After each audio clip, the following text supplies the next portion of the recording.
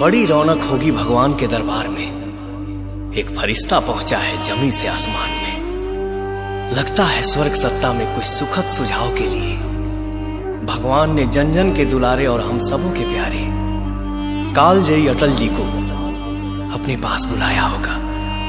उसी ऊपर वाले से हाथ जोड़कर पवन सिंह की तरफ से एक अनुरोध है।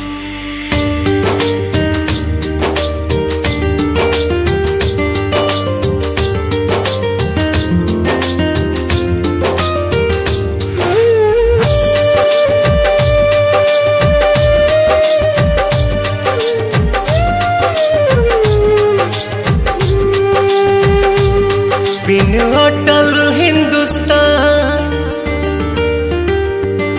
तन जैसे बिना जान। बिन अटल हिंदुस्तान तन जैसे बिना जान। न सुबह होती ना होती शाम। कुछ दिन रख कर अपने धाम में लौटा देना है मेरे राम। कुछ दिन रख कर अपने धाम में लौटा देना है मेरे राम।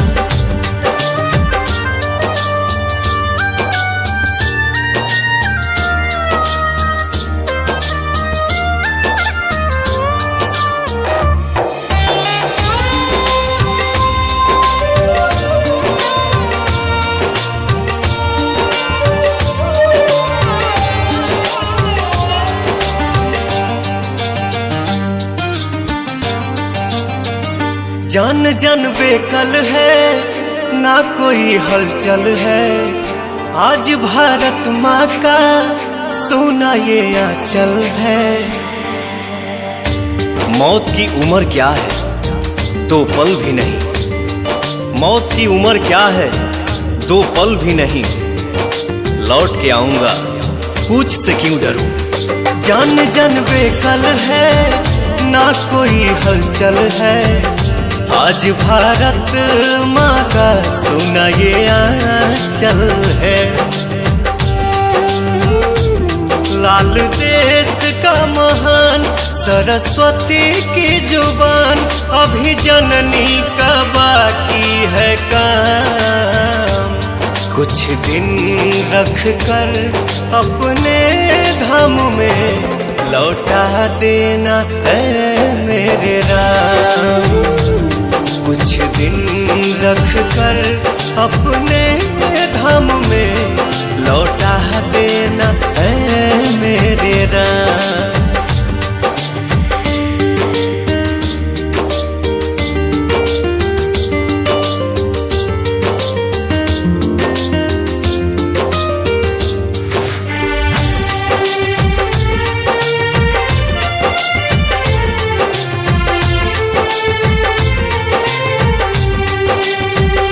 थक कर सोया है लाल मेरा कोमल है।